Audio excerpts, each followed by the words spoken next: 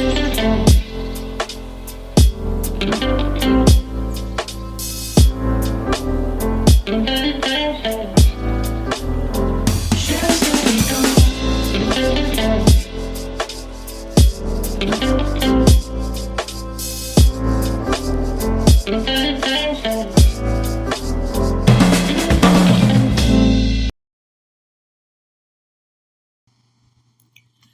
afternoon. Greetings. Actually, it's morning.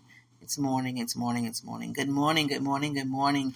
Welcome to Yemimah's World. Welcome to the Jelly Musa's Cafe. I wanted to hop on really quick this morning, and I want to talk to my Black sisters, my queens,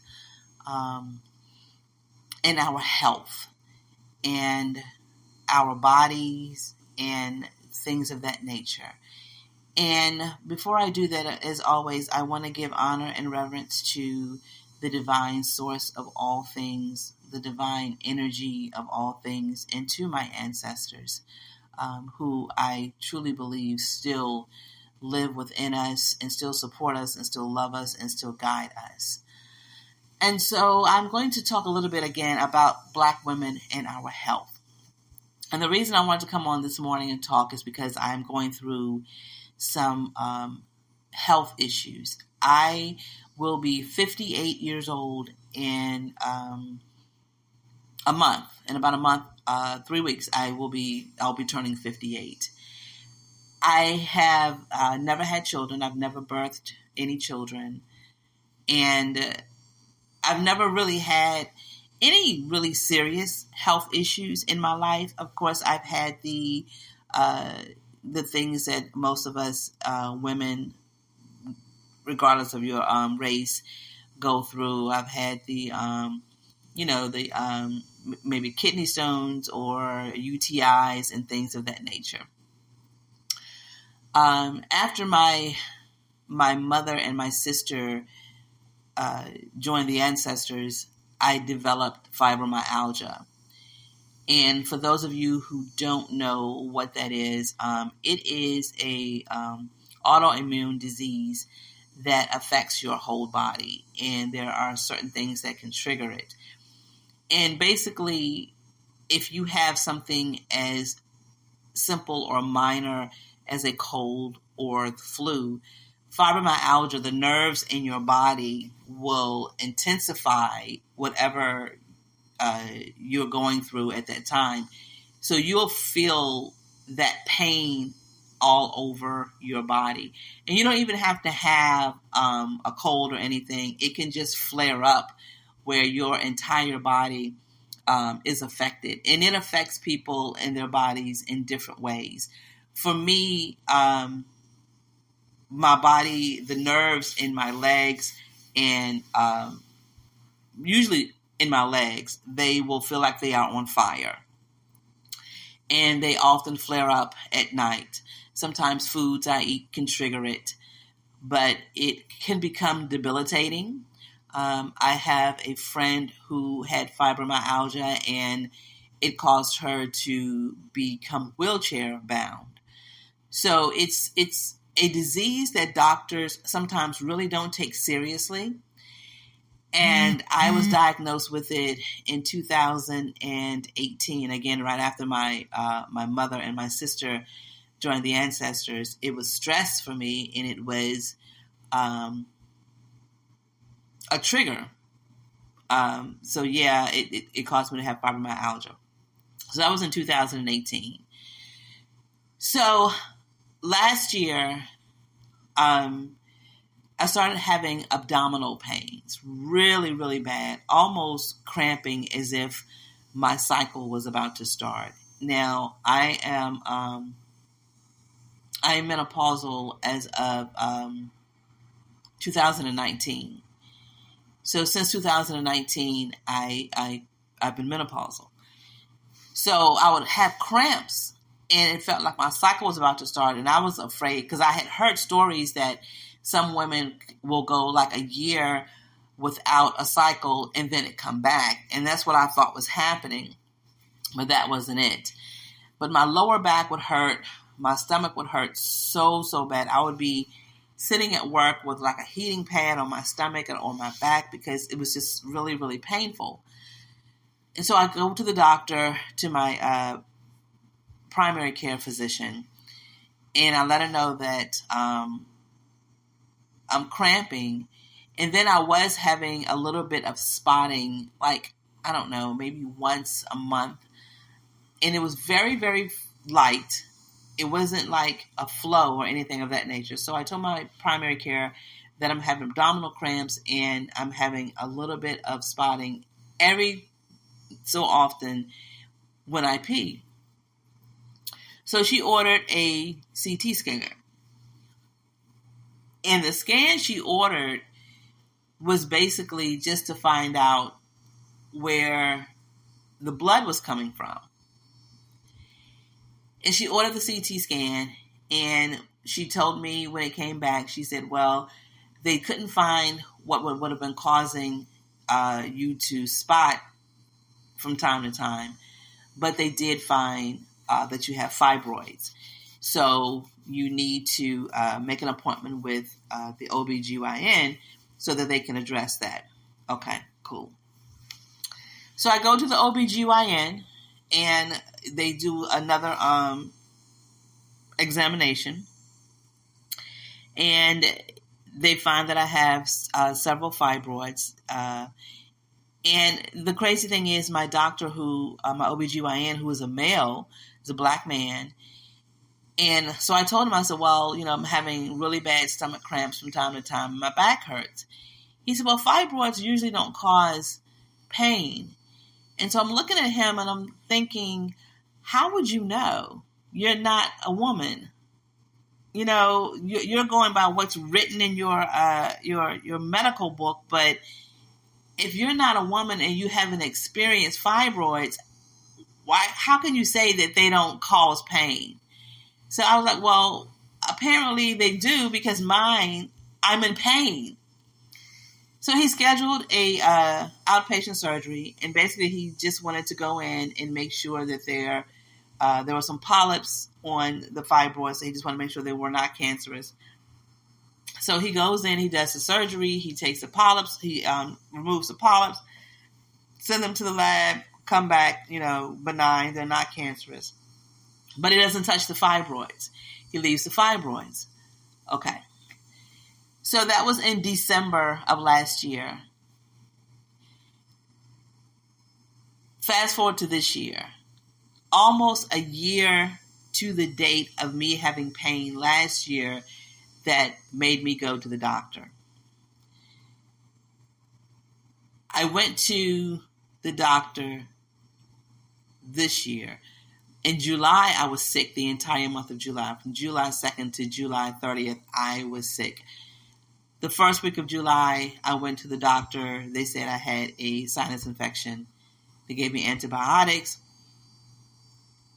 And then I felt a lump in my abdomen. So I went back to the doctor, and they set up a CT scan because they thought maybe it was a hernia. After I did the CT scan, I still wasn't getting any better from the sinus infection. I had taken all of my antibiotics, but I still had this horrible cough. I go back, and they say that it's bronchitis. So they do a chest x-ray, and they say it's bronchitis. Okay. Give me another round of antibiotics. And then I did the CT scan. The results came back that it was a hernia. So when the nurse practitioner that read the results called me and gave me the results, she says, it's a hernia.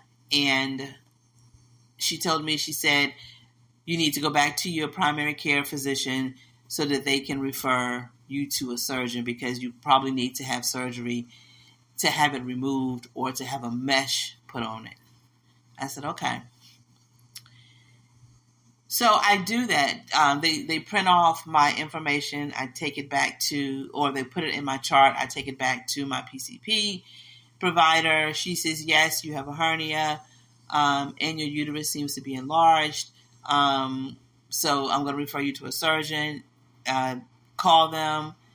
or they will call you and set up a time for you to come and see the surgeon so you can schedule your surgery. I said, okay. And I don't know what happened with the CT scan, but since I've had the CT scan, the pain has tripled. My stomach and my back hurts so bad. I do understand, and I'm taking accountability for myself, that I know that I need to lose weight. I know that I am at a very unhealthy weight. I have high blood pressure, pre-diabetic, when it's getting closer and closer to diabetes. My A1C just keeps climbing up a little bit more every time I go see the doctor. Pre-diabetic, high blood pressure, and so I'm taking medication for the high blood pressure. So I'm having this pain, and when I go back to my PCP, she doesn't really address the pain and say, well, are you in pain? Is it causing you pain? Do you need anything to alleviate the pain? Nothing. She just says, well, you need to call about the hernia. So she doesn't address anything else that is in the CT scan test results. I'm like, okay. So I go home and I pull up the test results and I'm looking at it. And of course the test results are in doctor terminology. So I'm looking at it and I have to Google a lot of the stuff because I don't understand what it means. So I'm looking at it and it mentions something about my lungs. And I look it up, and basically what it means is that in both of my lungs, there is scarring, which was caused by a partial lung being collapsed. And I'm like, well, when the hell did my lungs collapse? What is happening? I don't understand why nobody told me this. So apparently it's not anything that is serious, but it can lead to serious things if you don't adhere to how you need to change your lifestyle, your diet, or anything of that nature. My doctor always says that I need to change my diet, of course, for the high blood pressure. So she gives me the high blood pressure medication. I usually get it refilled in 90-day increments.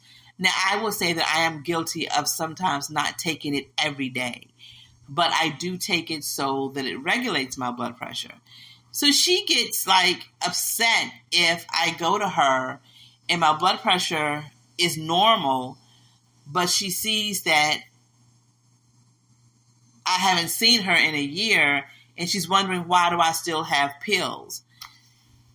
And that's kind of like her only concern, is how do I still have medication? And I think you would ask, well, your blood pressure seems to be normal. Are you taking your medication, or are you balancing your medication with a diet change? Something. But she just seems to be upset because I haven't been back to her and yet I still have blood pressure medication. Anyway, so those are the things that she addressed with the CT scan that I had last year. She never mentions that my uterus is enlarged. She never mentions anything about the lungs. She did mention that it came back that I had fibroids and that I need to make an appointment with the OBGYN, which I did. I go see him. He does another test. Again, he goes in, removes the polyps, but not the fibroids. So this year, when I go and do the CT scan, the exact same results that I had last year are on the CT scan. Except this year, the only reason they are addressing the hernia is because that's what I went to the doctor for. The hernia showed up on the CT scan last year, but nobody told me that I had a hernia. They never addressed it, and I never looked at my results. They just said you have fibroids. We'll take see the OBGYN, and I'm like, okay. So I never really looked at my result, and that's on me. That is entirely on me. My uterus was enlarged last year. Now fast forward to this year. The same results. I have the scars on my lungs that still no one has said anything about. The hernia has gotten worse, mainly because nobody said anything about it last year. I could have, a lot of times we as Black people, we take that we're going to have high blood pressure, we're going to have diabetes. We take that as, I won't say a badge of honor, but we take that as to say, because we are African American, because we are descendants of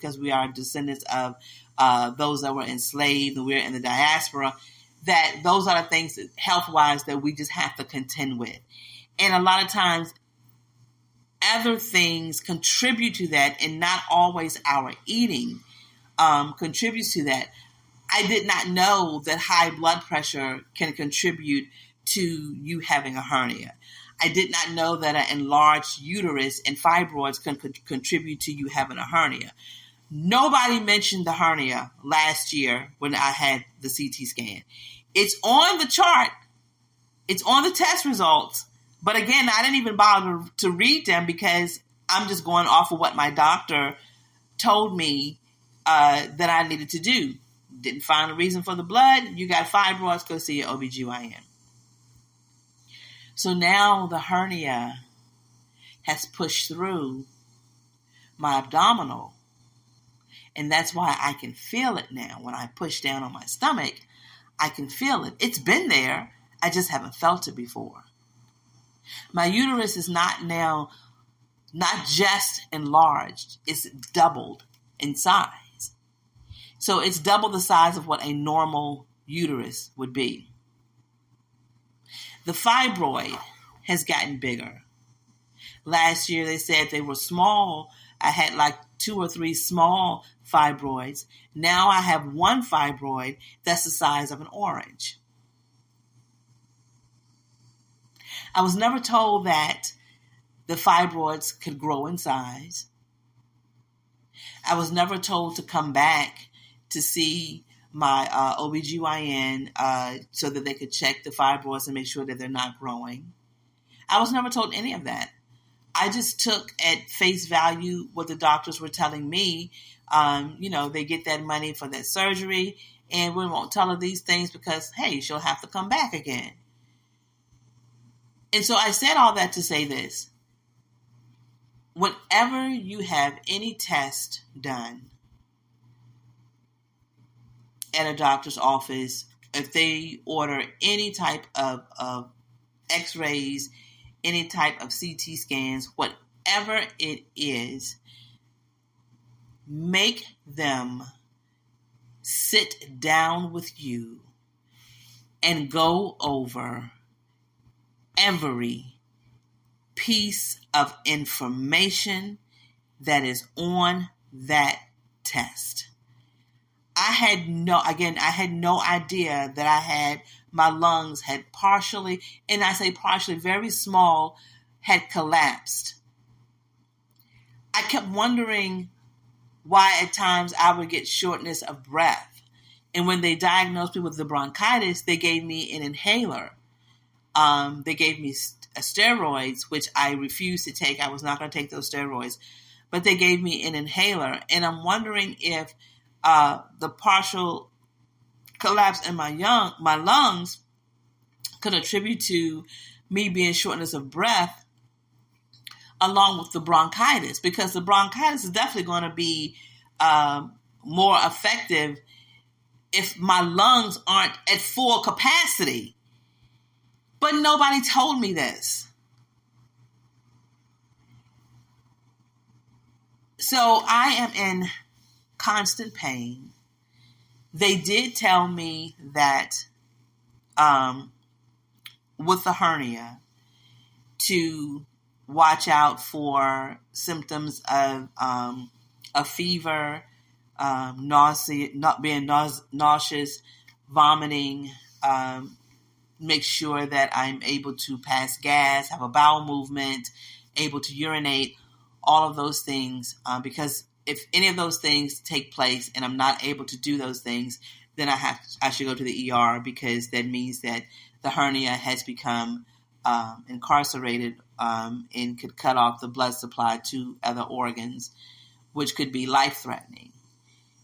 And I'm looking at my results, I'm thinking, I've had this hernia for a year. You discovered it a year ago, and yet nobody told me these things.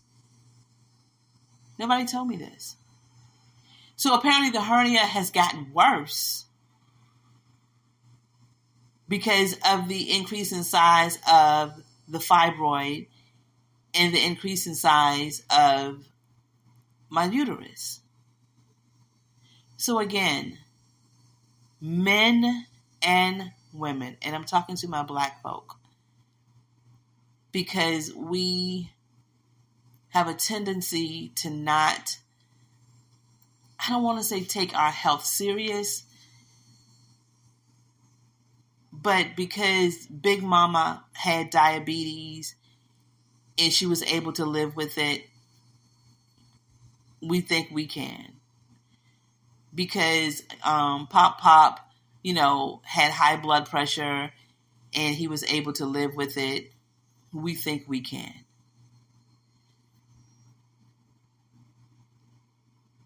Also, know your family's history as far as the diseases that they have and have had, so that you can put that on your chart and you can give a family history at your doctor's office. And it's so many other things other than high blood pressure and diabetes in the Black community. For Black women, it's fibroids. And please don't let doctors tell you, oh, well, fibroids, they don't cause any pain. Yes, they do. There is a TV show, and I don't know if anyone has watched it. It's called The Game. It's been on for a while. It starts, it's about you guys know what I'm talking about, The Game with Tasha Mack and Malik and Derwin and all of that. So recently, the producers of the show brought it back, and it's really good. And on last season, the character of Tasha Mack developed fibroids, and they began to bleed. And so she was dealing with fibroids. She thought she was pregnant because her stomach was so swollen because of the fibroids. She thought she was pregnant. The character thought she was pregnant. When she went to the doctor, they found out she had fibroids, and they suggested a hysterectomy. But I'm so glad that they did this episode so that Black women that are looking at this, that have fibroids, and their doctors have told them, well, fibroids don't cause, any type of pain. That's bullcrap. Each person is different. Your body responds to discomfort and dis-ease differently. So it may not cause problem in one person, but it may cause problems in another. And in me, my fibroids have caused me problems. They have not bled, but the pain has really caused me to reevaluate how to move day to day. And when I say move, meaning I have to look at, oh my God, am I going to be able to do this because of the pain? So I just wanted to come on really quick just to share what I'm going through right now, because I know I'm not the only one. It's too many Facebook groups with this subject. It's too many women who are suffering in silence.